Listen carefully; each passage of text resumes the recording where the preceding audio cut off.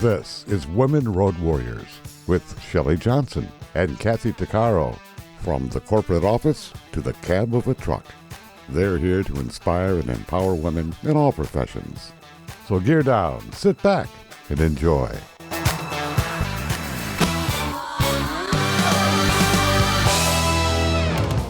Welcome. We're an award-winning show dedicated to empowering women in every profession through inspiring stories and expert insights. No topics off limits on our show. We power women on the road to success with expert and celebrity interviews and information you need. I'm Shelley. And I'm Kathy. Many women struggle with substance abuse. It's difficult to break free of addiction. Natasha Silver Bell has faced many of those obstacles. The former Miss Michigan USA, New York City model, and mother of three struggled with drug and alcohol addiction. She also had a troubled marriage, a career path with many ups and downs, and eventually a contentious divorce. Natasha says as she leaned into her sobriety, her marriage became even more fragmented, and a divorce was a risk as she had no college degree and also had dyslexia. Despite all those obstacles, she prevailed and ventured out on her own. She learned that courage is not the absence of fear. It's taking action despite the fear. Today, Natasha is a highly regarded expert in substance use disorder and recovery. She's on the board of the National Council on Alcoholism and Drug Dependence and serves as an ambassador for Partnership to End Addiction. She owns Silver Bell Global, which helps people internationally. Her organization counsels people with substance use disorders, eating disorders, personality disorders, and other mental health issues. Natasha is also a co-founder of Youth Prevention Mentors that empowers young adults through mentorship and risk mitigation, as well as the Townhouse, a residence in New York City that offers bespoke treatment programs tailored to the individual. Natasha has moved mountains for herself and other people. We have Natasha with us today to tap into her insight, and we're extremely honored. Welcome, Natasha. Thank you for being on the show with us. Oh, wow. Thank you. I was just listening to the recap of my life story spoken so succinctly, and I'm patting myself on the back, like job well done. Oh, wow. Yeah. Right. Yeah, I'm giving you one virtually too. Holy man. Yeah. You've been a powerhouse, Natasha, and you overcame a lot of obstacles. Maybe we could discuss a little bit about that, because women have different issues, certainly, but I'm sure, when they're in the middle of it, it seems like such a mountain. That is incredibly true. And just again, right, you taking me back, kind of like reliving where I began and where I am now. And I just didn't think I would have the courage to ever do what it is I knew in my then sober mind as I was coming into my own sobriety and waking up and seeing these three beautiful little children that I had given birth to. I was going, how would I ever change? Why would I leave the father of their children? Why would I do that? Come on, Natasha, can't you just get it together? Come on, Tosh. I would really pep myself up to stay together as a family. Obviously, I think families are really important, but for me, I was like, why would I take my children away from their father? Why would I want to do that? And that was the internal struggle, I think, more than anything else. Forget the money and the fear of being alone, all big stressors in the life of somebody contemplating a move. But that internal comfortability of making the move once decided was really the struggle within me for many, many years. We have to learn to be comfortable with being uncomfortable, don't we? Oh, it's so annoyingly true. Yeah. Humans like security. They really do. Yeah, especially as a mom, or somebody, a caregiver, a loved one providing for others. You want safety, consistency, and I knew how important that would be for my children. And I didn't have any of that if I was to leave. And again, what justification would I have for leaving? That was the biggest struggle for me.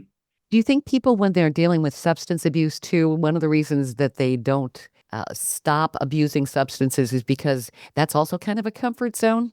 Course. Well, habits, I love quoting Charlie Munger. He's Warren Buffett's partner, and he says the bonds of addiction are too loose to be felt until they're too tight to be broken. And for me, I didn't even know I had a problem. And when I did wake up to the fact that I was dependent and needing a substance in my life to feel okay in the day, then I had to wrestle with that and go, okay, how would I ever function without this? What does this even look like to put a substance down? And then I would just get scared and run and hide more into the substance, to your point. Sounds so familiar from so many women out there, people out there, not just women. It's interesting that you said that, because yesterday for the last 2 days, I had a conversation with a lady who came behind my table holding a glass of wine, and she bought a book, and we were talking about sobriety. She says, I can't believe you went 12 years without a drink. She says, I just don't believe it. And I'm like, no, it's been 12 years. And here she's drinking her wine and sloshing it a little bit. And I said, when was the last time that you did not have a drink? And she looks at me and she scoffs and laughs and says, I think it's been about 15 years. She says, I'm fully aware that I'm a functioning alcoholic. But I just choose to drink, and I'm okay with that. So yesterday we continued our conversation after the conference was over in the pool, and here again she's drinking her wine, and she says, I cannot imagine a day without alcohol. And she says, in my life it's impossible. So yeah, no matter what I was telling her, it was very hard for her to even understand that concept. And I get it, because I mean, 12 years sober, back when I was drinking, I couldn't spend 10 minutes without going to get a drink. So I remember, and so funny you should say that too, because I remember when I was first contemplating getting sober 20 years ago, is when my recovery journey began. And I would go to 12-step groups in New York City, and I would just kind of put my toe in the water. I wasn't 100% sober then, maybe for that meeting I was, but then I'd go home and drink or whatever. And I just couldn't believe everybody in those rooms was sober. I was like, there's no way. They're all going home drinking and using. And I really, really, really believed that, because there was just, even though I was raised, ironically, without alcohol or drugs in our home, it was against the religion we were raised in to not drink or even have caffeine. But yet I ended up in this path, destiny finds you. And I had my prodigal son journey, but the idea that people would actually not drink by choice. So yeah. Yeah. It's just, you can have fun. I'm like, I have had way more fun sober than I ever had drunk. Like, you can't even compare. I said, now if it were to come down to it, you were to try to pay me to drink, I wouldn't even take it. Forget it. I don't want it. Yeah. Yeah. Right. Yeah. Again. Yeah. Same. So that kind of keeps people stuck. They rationalize why they're drinking, and they just look at it as a hopeless battle. It's like, whatever, I'm just going to drink. That's part of the addictive thinking, isn't it? Mm-hmm. It is, from my understanding. Yep. How do you, and tell that the secret ingredient, people are like, how did you figure it out? How did you do it? One, to your point, it's like courage is fear that said its prayers kind of mentality. I had to go against everything I thought I knew, which was really nothing other than drinking and using, and find a group of women who had walked before me. And when I found a group of women, a group in New York City, and I was able to make it to them every Wednesday night, there was a women's meeting after work at the McGraw-Hill building on 6th Avenue and 49th Street. And I would make it to these group of women and just be in awe. They were judges and lawyers and businesswomen and movers and shake. And I was like, how are these really successful women in the same room as me? Like, that's not even conscionable to me. But just watching how they moved before me without judgment, without proselytizing, without lecturing, without telling me, well, if I just tried harder, none of that. And that was the only piece that really, really, my therapist was great. We love having professional help, but it was those group of women like this moment with you is so empowering. To hear what you're telling me, Kathy, to listen to you, Shelley. So it's important to have mentors, would you say? I mean, these ladies were obviously your mentors. You stood in awe of what they accomplished, and you were also awestruck by the fact that they didn't judge you. Having a group of women, I think we weren't meant to live this world alone. And I know that oftentimes people say it, but I'll say it again. Connection is the opposite of addiction. And it is so important to be connected with like-minded people. And at that, even though these women to me in a professional realm were giants above me, they were humbling themselves into a commonality of, we were all aligned against something else out there. And I was able to be a part of that. And there was no judgment. And I think that is so important. I try to approach the people we work with today without any judgment. And if my story can be helpful, I share it. And if I don't think it will be, I don't. You know, it's interesting. There's still judgment out there, even by medical staff. If somebody has whatever their addiction is, they come in because they need help. They need to have some sort of medical intervention because of an opiate addiction or even alcohol. They're not treated well. They're treated in a very judgmental fashion, which I find today, after all these years of re-education, why is there that judgment out there? I mean, that keeps people struggling with substance abuse too. Well, it's shows like yours that help illuminate and cross the quote unquote layers or boundaries, if there are any, between people who are in the recovery path and those who are curious or those who want to learn more because of a family member. And you're right, the medical community has a lot of judgment, especially in institutions like hospitals or what have you. And why that is so much uneducation around it, I don't know. I think the medical schools have a lot to be learning still. And so when you think about how we can really be helpful to other people, it is the simple act of not judging what a person's choices, past choices that led them to where they are, kind of like a cancer patient. Well, we all know antioxidants, eating well, and all these things can be helpful. It's not 100% preventative, but it's like, wait a second, to your point, the cancer patient gets all this royal treatment, oh, you poor thing. Whereas an addict is like, oh, yeah, they have to go to rehab. They chose this. And I think that's a whole nother show. Probably we could talk about whether this is a choice or not. Yeah, our society still labels. You know, they're trying to get away from that. But that's so marginalizing. And it just keeps people stuck. And there needs to be the compassion and empathy all the way across the board. I have never met somebody where I've ever been, quote unquote, successful or had a good conversation or wanted them to learn more about how to help themselves by finding their faults. Mm-hmm. That just, it doesn't work with my kids. No. Work in relationships. You know, shaking my finger at somebody has never, you know, they say you've got three fingers pointing back at yourself. Yeah. And you know, it's just, I was talking to an MIT professor one time about the state of affairs in the world, which I will not get into now. But the point being that in order to understand the adversity, the other side, you have to join them first in order to enlighten them to what maybe you have to say. So we've never gotten anywhere by telling somebody, even a cancer patient, oh, well, X, Y, and Z, that doesn't actually help them heal in the moment. It's just information. Yeah. Stay tuned for more of Women Road Warriors coming up. Dean Michael, the tax doctor here. I have one question for you. Do you want to stop worrying about the IRS? If the answer is yes, then look no further. I've been around for years. I've helped countless people across the country, and my success rate speaks for itself. So now you know where to find good, honest help with your tax problems. What are you waiting for? If you owe more than $10,000 to the IRS or haven't filed in years, call me now at 888-557-4020 or go to mytaxhelpmd.com for a free consultation and get your life back. Industry movement Trucking Moves America Forward is telling the story of the industry. Our safety champions, the women of trucking, independent contractors, the next generation of truckers, and more. Help us promote the best of our industry. Share your story and what you love about trucking. Share images of a moment you're proud of. And join us on social media. Learn more at truckingmovesamerica.com.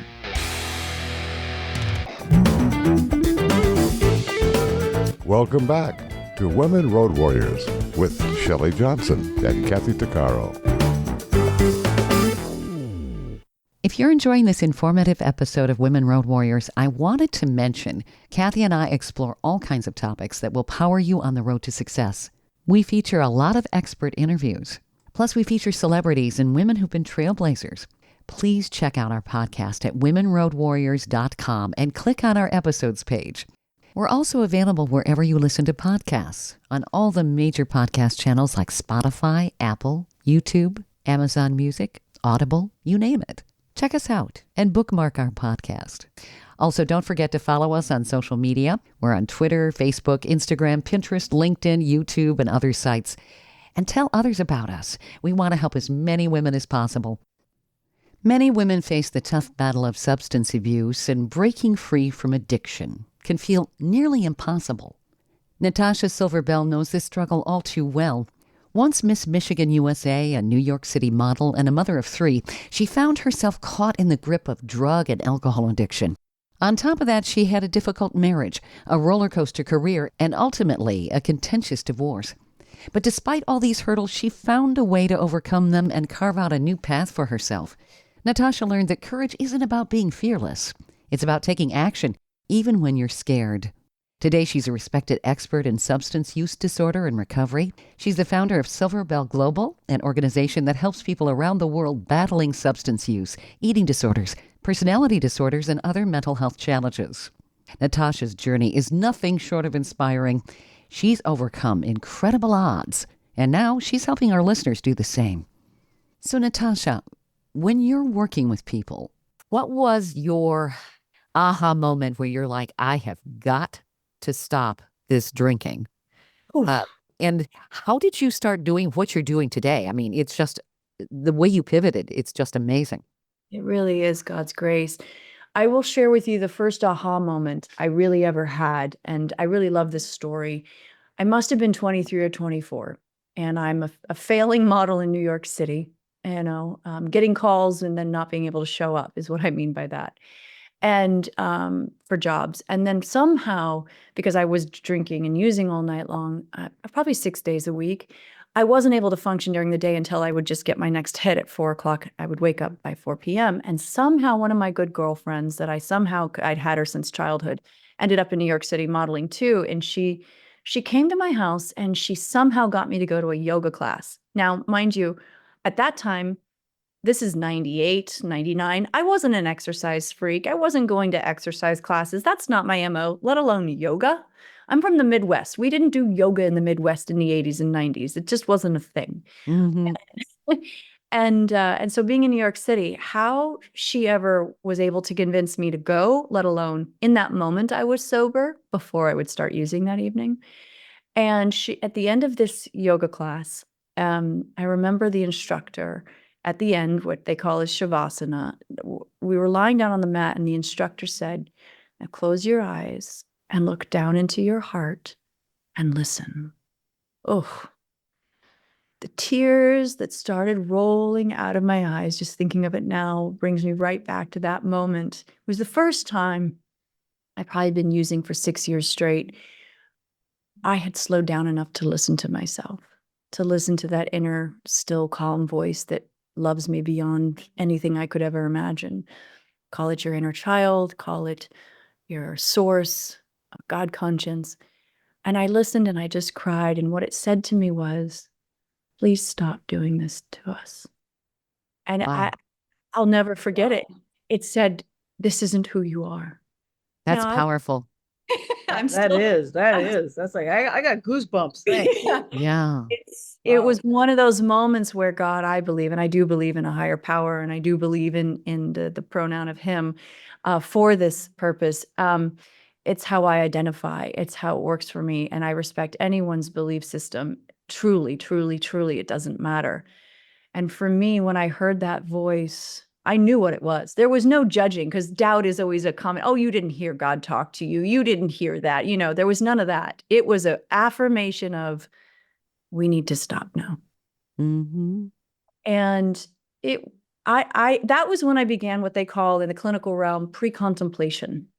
And I would start having these ideas in my brain about having only 2 drinks, not calling my dealer, trying to quietly, I never told this to anyone, trying to control my drinking, trying to control my behaviors, not end up out at a club, not end up alone with, mounds of amphetamines. And I couldn't do it. And that was internal shame that was being created.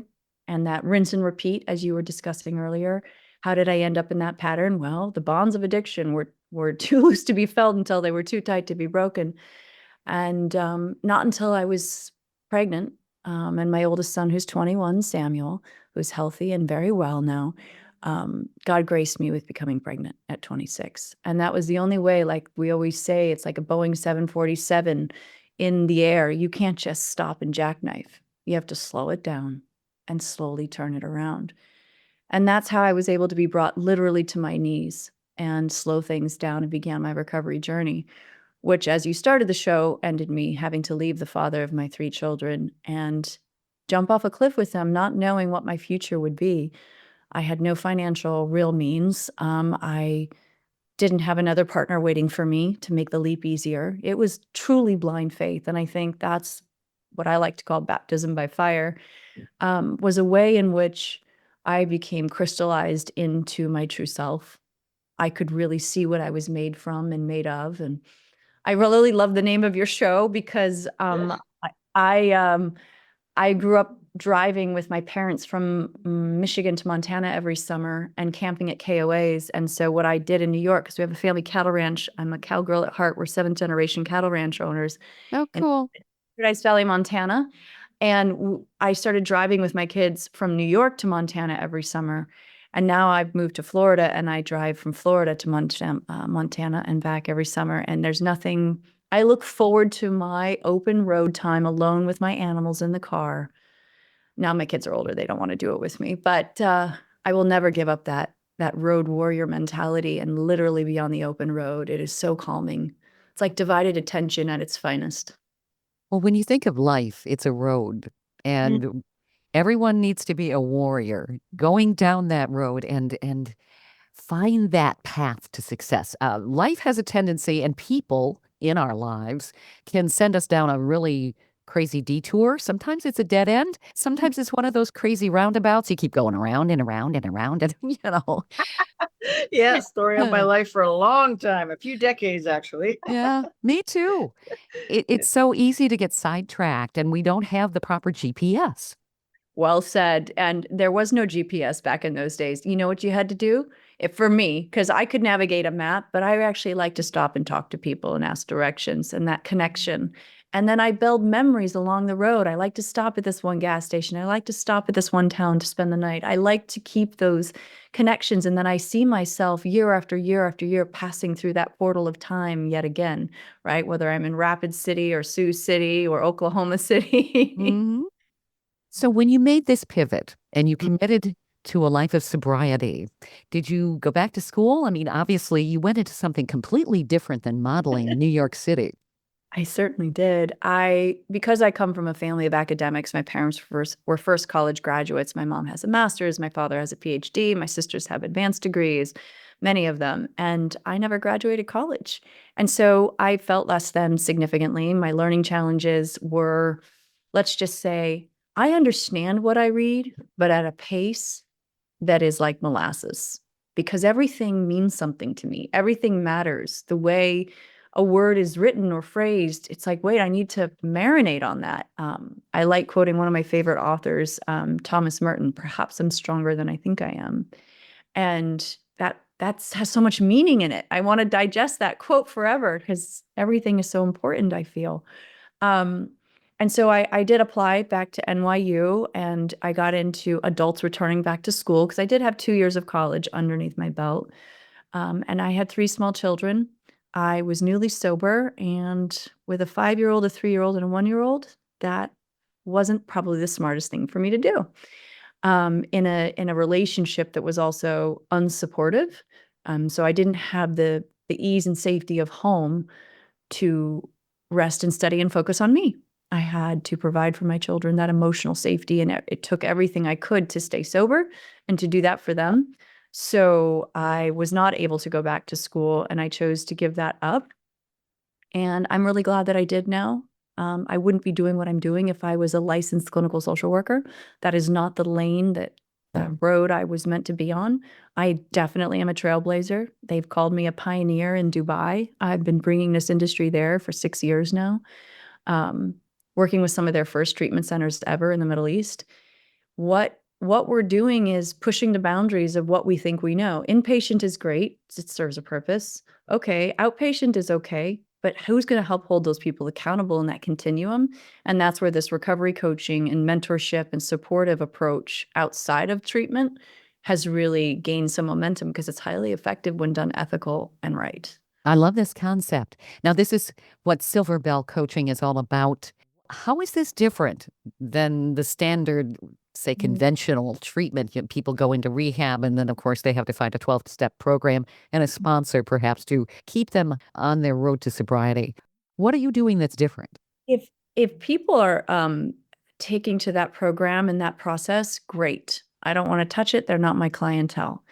But unfortunately, as we all know, the number one killer in our nation still for people 50 and under is accidental overdose. And suicide is significantly on the rise every year. And so something has to shift and change. And that's where I think, to boil it down, what people would call companies like mine are case management companies that help hold all the multidisciplinary teams together. And that's can be tricky because I don't have, let's say I have clinicians that work within my company, but I'm working with other clinicians that a client will bring with them who has tried rehab 3 or 4 times and it's not successful. I had a client once who had rehab 39 times.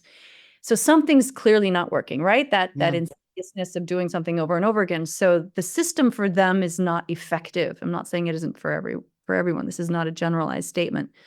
But with the rise of our addiction in America in particular, and we're seeing this overseas too, you have to look at something different to get a different result.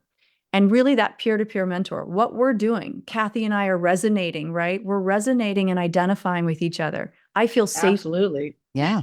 I feel safe with her already. I would listen to her more than I would listen to my therapist. But the win is if my therapist is saying the same content, maybe delivered from a clinical lens, and Kathy's saying the same thing, then I've got nowhere to go but to listen to both of these different arenas, the non-clinical approach and the clinical, working together, not afraid of each other, not upset with each other, not you're not as good as me, because there's a lot of that. You're not academically trained. We have to really remove those blinders and say, what can I learn from this coach? And the coach needs to say, what can I learn from this seasonedly trained clinician? And how can we complement each other? Because we're completely separate and yet so beneficial to each other. And more clinicians are getting on board with it. So when we find them, we put these multidisciplinary teams together. And the most important piece of all of this is a quarterback. That's the case manager who's anchoring and holding all information around this identified patient and the family together. So that isn't fractured. It isn't who's on first and what did she say? And we're a week late and then someone's back in rehab or someone's back in a relapse or someone's not alive. And how do we help hold everybody accountable together as a cohesive team without judgment? Again, there we are with that. Let's judge everybody. I want to commend you. This is marvelous that you've been able to accomplish this because the mental health community, just like the medical community, there's a lot of ego there and there's a resistance to change. So the fact that you've brought a lot of people on board that can do this, that speaks volumes. It really does.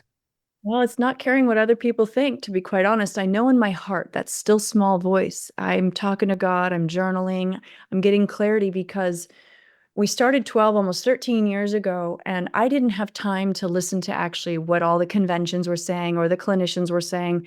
I had one forensic psychologist who trained me, Dr. Marvin Aronson, who's no longer with us anymore in New York City, took me under his wing and he said, you're on to something here. And he helped put this forensic approach where everybody's talking to everybody, daily notes are taken, of course, with the client, full transparency and aware, but we're all working together. Because he had had 40 years in the industry of watching things not be effective for a lot of people. For those that it is, great.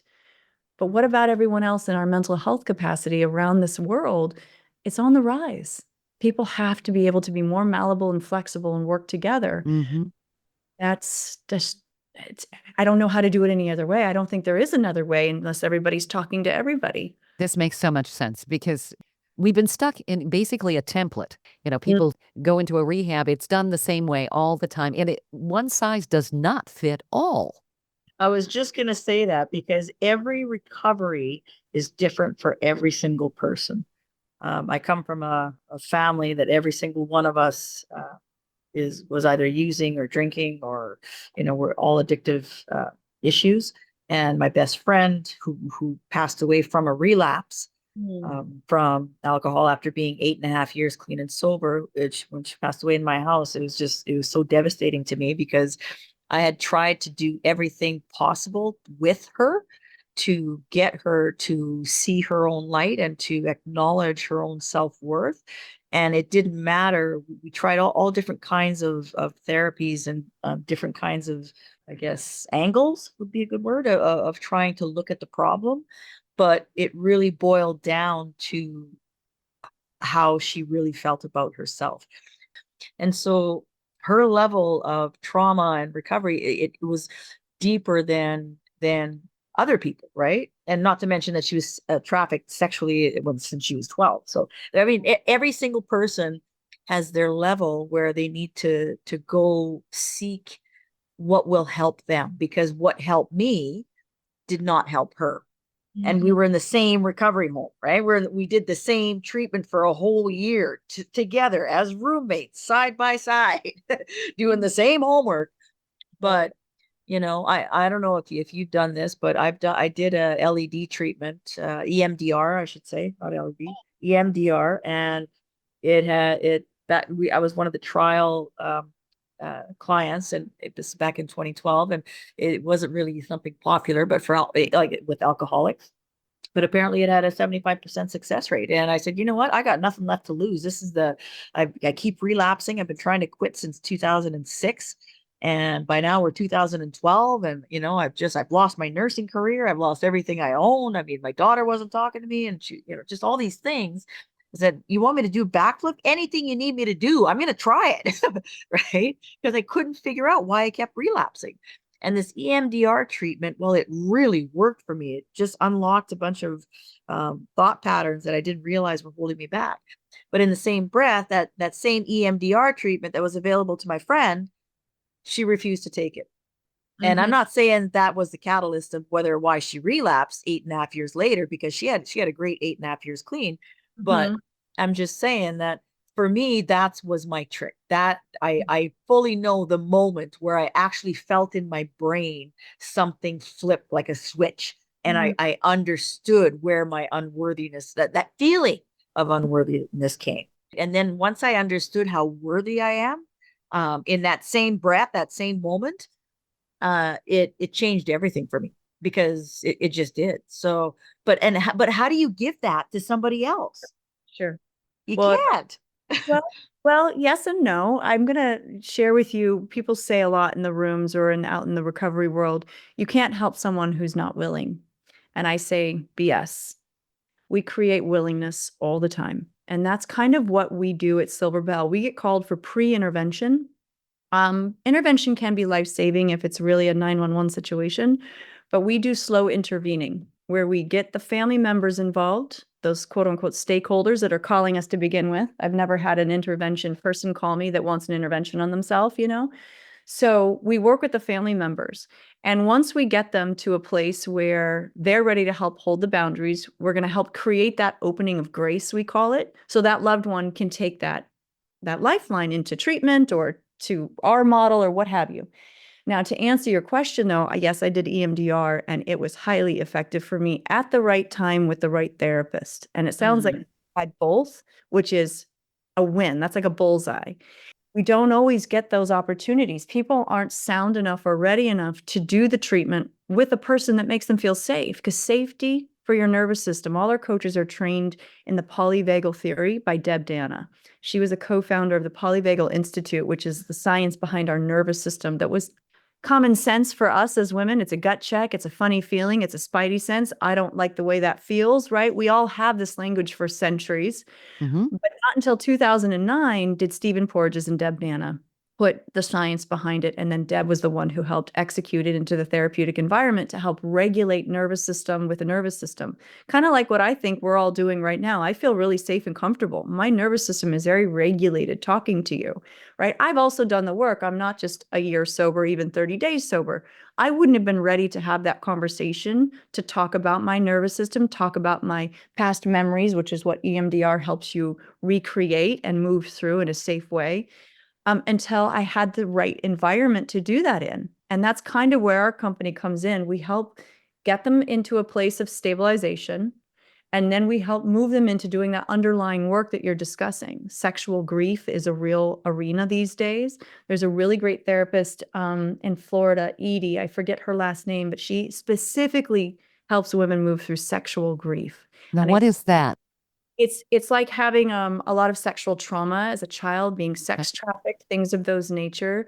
And so we're getting more and more of that, as we unfortunately all know what's happening in the world. Oh, yeah. Yeah. So these underlying issues that you just talked about with your friend were so big and so overwhelming. She had 8 years, but in that 8 years, was she able to find a therapeutic, trauma trained and responsive therapist who's trained in EMDR or any other modalities, brain spotting and what have you, to help move her into a pace of recovery from those traumas that is sustainable so that she doesn't regress? And that's where having better clinicians out there that are more sensitive to what's going on, like you guys even said, the old model isn't, CBT is great, cognitive behavioral therapy is good, but it's not the only modality out there to help treat these people who have these underlying traumatic events. Right. Stay tuned for more of Women Road Warriors coming up. Dean Michael, the tax doctor here. I have one question for you. Do you want to stop worrying about the IRS? If the answer is yes, then look no further. I've been around for years. I've helped countless people across the country, and my success rate speaks for itself. So now you know where to find good, honest help with your tax problems. What are you waiting for? If you owe more than $10,000 to the IRS or haven't filed in years, call me now at 888-557-4020 or go to mytaxhelpmd.com for a free consultation and get your life back. Industry movement Trucking Moves America Forward is telling the story of the industry. Our safety champions, the women of trucking, independent contractors, the next generation of truckers, and more. Help us promote the best of our industry. Share your story and what you love about trucking. Share images of a moment you're proud of. And join us on social media. Learn more at truckingmovesamerica.com.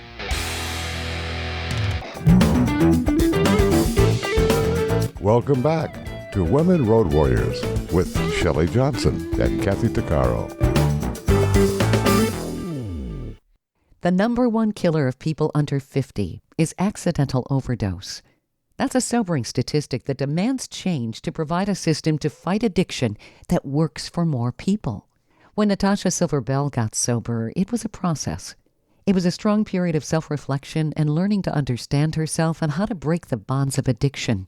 It wasn't until her pregnancy at 26 that she took a different track. She began her recovery journey. That wasn't without significant challenges, which included a contentious divorce and venturing out on her own. She became crystallized into her true self.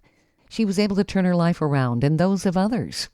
Today, Natasha is a highly regarded expert in substance use disorder and recovery, with recovery coaching and mentorship. She's on the board of the National Council of Alcoholism and Drug Dependence and serves as an ambassador for Partnership to End Addiction. She owns Silver Bell Global, which helps people internationally. Her organization counsels people with substance use disorders, eating disorders, personality disorders, and other mental health issues. Natasha is also the co-founder of Youth Prevention Mentors that empowers young adults through mentorship and risk mitigation, as well as the Townhouse, a residence in New York City that offers bespoke treatment programs tailored to the individual. Natasha is sharing some terrific insight with us, giving our listeners clarity with a revolutionary approach to addiction. Natasha, like you said before our last break, finding the right clinician to help people with underlying traumatic events is so important to break the addiction cycle. It really makes sense for any kind of addiction, and I see that your organization helps with all kinds of use disorders, eating, drinking, drugs, whatever it is, finding the underlying reason. And there's a reason why we're stuffing it. We are going to an external source to feel better about ourselves and maybe to numb our pain. And if you don't address that, you're just basically putting what? A lousy coat of paint over something and hoping it's going to stick, right?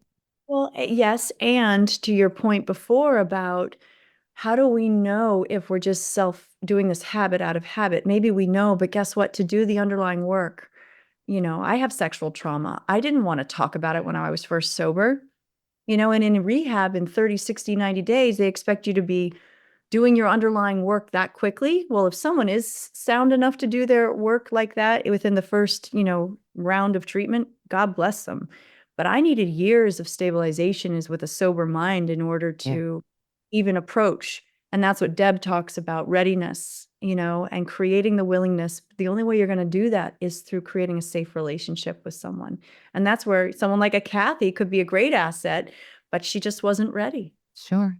Yeah, the 30-day model of recovery and rehab and so forth, that's probably dictated a lot by the insurance companies. They want you in and out. Let's have a miracle, right? Yeah, And just like physical therapy, that has been a struggle when people need that. Insurance companies will say, well, you can have all your physical therapy in the next, 6 weeks, which should be spaced over the course of a year. So you're actually doing more damage in many cases by doing this massive cram session. I mean, people don't process that way. We don't do that in our educational system with little ones. It takes years for them to learn certain things, It did. It took me a total of 2 years in that women's center. I went 9 months the first time. I went 4 months the second time, and then I relapsed again. And then I went back for the third time. That way I spent the whole year. But what I noticed, because I really thought the first time when I went the 9 months that I had given it my all. I mean, and I did. I worked really, really hard, but I didn't realize that there's so many layers to trauma. I mean, I did a 12-week sexual assault recovery group the first time, and I thought I got it all, right? So the second time around, or the third time when I went back, they asked me to do it again. I said, well, I already did it. And she said, no, I think there's more for you to uncover. And she was right. I did this really thick book. The book's about about an inch thick. And I redid it with different counselors, and I uncovered memories that I had completely blacked out the first time.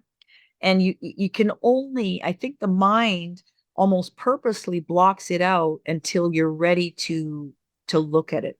And so I had to chip away. And it certainly didn't happen overnight, because I mean, my God, there's so much that happened to me that it's very traumatic, and it takes time to heal. And that's like anything, even like my broken finger that I broke 3 weeks ago, it takes time to heal. Yeah, it does. Yeah. So, Natasha, can people reach out to you? Obviously, I know we're going to have listeners that they're hearing what you're saying. It makes so much sense. And they're looking for that extra avenue.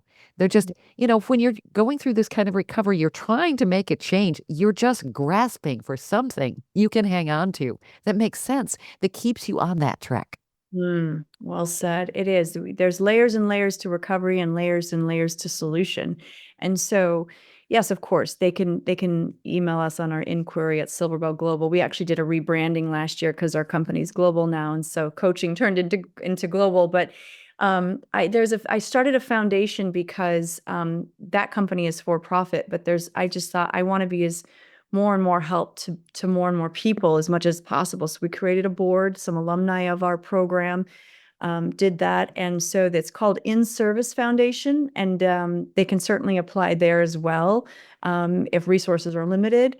And there are some great online resources. I know it can be so hard to navigate what's a safe place to go and get those resources. So they're like the organizations I'm a part of, the National Council on Alcohol and Substance Abuse, the one that you just spoke at, Kathy, I think down in Dallas. There's some really great resources. Partnership to End Addiction is a really great resource. They have a lot of online programs and free programs. But yeah, keep seeking, keep asking, and the answers will find you.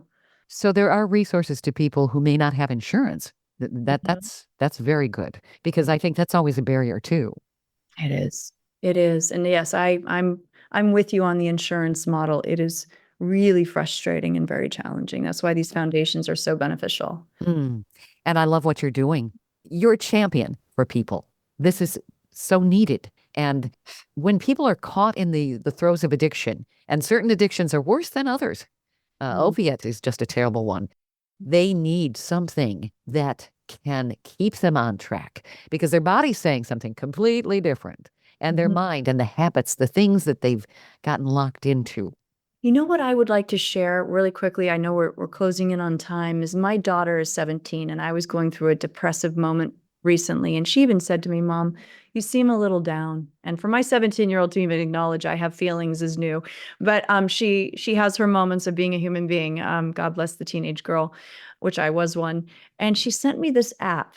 And this is the sweetest app that I connect with her on. And it's a mental health app for kids. And it's called Finch.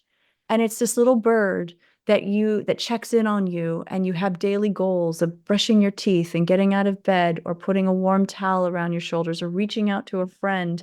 And then at the end of the day, it checks in with you. And there are other chirp friends, these Finch friends you can become friends with. And it is so well thought out. And, there are a lot of great tools out there that we have access to that are free. So if anybody's interested and doesn't have the resources, try the Finch app, and there's some beautiful connections on there. So, Natasha, do you have some nuggets maybe that listeners can take away? We like to have little takeaways if they're struggling with any kind of addiction. What are some thoughts that you have? Oh, thank you for asking this question. So, when I was ready to really start putting things down, but I didn't know it yet, I had pushed all my real friends away because they would actually care about me and challenge me and ask me how I really was and not hang up until I told them. And I couldn't just get away with saying, I'm fine, I'm good, how are you, blah, blah, blah. They would say, how are you? Really, how are you? And it was so annoying. And one day, one of my good friends that I had pushed away somehow got through to me again. This is 16 years ago when I really decided to get sober. And she somehow got me on the phone, and I was telling her how great my life was. I had this house in the Hamptons. I've got my kids. I've got my cars. Everything's just fine. Like, leave me alone. And she said, okay, Natasha, just don't lie to yourself. And ooh, I wanted to just punch her through the phone. But of course, I just said thank you. And that really landed on my nervous system. I could hear the message. And my point with the nugget here is, make that phone call to that friend is going to really care about how you're doing. Well said. We may not always like the message. Nope. But it's going to help. Sure. You want to shoot the messenger sometimes. You sure? You sure do. But when people have time to step back, they realize this person cares about me. And that's a lot of it too. We need to know that people give a damn, That's right. That's it. And she did. And she didn't care if I hated her. I knew she had her motives in the right place. And darn it, I didn't like that. I like to hide from all those true caring people when you're in your addiction. Yeah. It's easy to want to just, cloister yourself and push people away. And that's part of the behavior too. Exactly. So that's my nugget, is to make that phone call to that one person that will really care about how you're doing. I love it. Natasha, where do people reach your organization again? Sure. Inquiry, INQUERY, inquiry at Silver Bell Global. But there is a website, Inquiry, that people can message us there. Okay. And people can go to silverbellglobal.com for any kind of research. They can go up to your website and see what you folks do and all of that, right? There's a media page with other podcasts or articles I've written. And our most recent article, I'm a guest writer in a luxury magazine quarterly. We're talking about veins of gold and why gold is such a precious metal. And it's because it's malleable and flexible. And that's why when we think about how precious we are, is that we want to be as malleable and flexible as gold. Oh, I love that. Yeah, because when you think about it, if we aren't malleable and flexible, we'll break. That's right. That's right. You don't want to be rigid. No. And what's interesting about what makes gold so precious besides that is that it actually has to be bonded with something like silver or platinum in order to give it the strength. And that means having silver, like a silver lining, or having a combination of connection makes you stronger. Human connection. Yes. Natasha, this has been a powerful interview. I know we've just kind of scratched the surface of everything, but what wonderful perspectives you have. Thank you. Thank you for shedding the light on this and doing what you do. Your voice is so soothing and comforting. And Kathy, wow, just wow. Thank you. I'm going to say that about you. Yes, absolutely, Natasha. Thank you so much, ladies. Thank you for doing this, and definitely keep going. Don't stop. Please don't stop. Well, thank you. It's been an honor having you on the show, Natasha, and definitely keep going in the direction you're going. You're moving mountains. Thank you. I really appreciate the time. We hope you've enjoyed this latest episode. And if you want to hear more episodes of Women Road Warriors or learn more about our show, be sure to check out womenroadwarriors.com. And please follow us on social media. And don't forget to subscribe to our podcast. On our website, we also have a selection of podcasts just for women. They're a series of podcasts from different podcasters. So if you're in the mood for women's podcasts, just click the Power Network tab on womenroadwarriors.com. You'll have a variety of shows to listen to anytime you want to. Podcasts made for women. Women Road Warriors is on all the major podcast channels like Apple, Spotify, Amazon, Audible, YouTube, and others. Check us out. And please follow us wherever you listen to podcasts. Thanks for listening. You've been listening to Women Road Warriors with Shelley Johnson and Kathy Tuccaro. If you want to be a guest on the show or have a topic or feedback, email us at sjohnson@womenroadwarriors.com.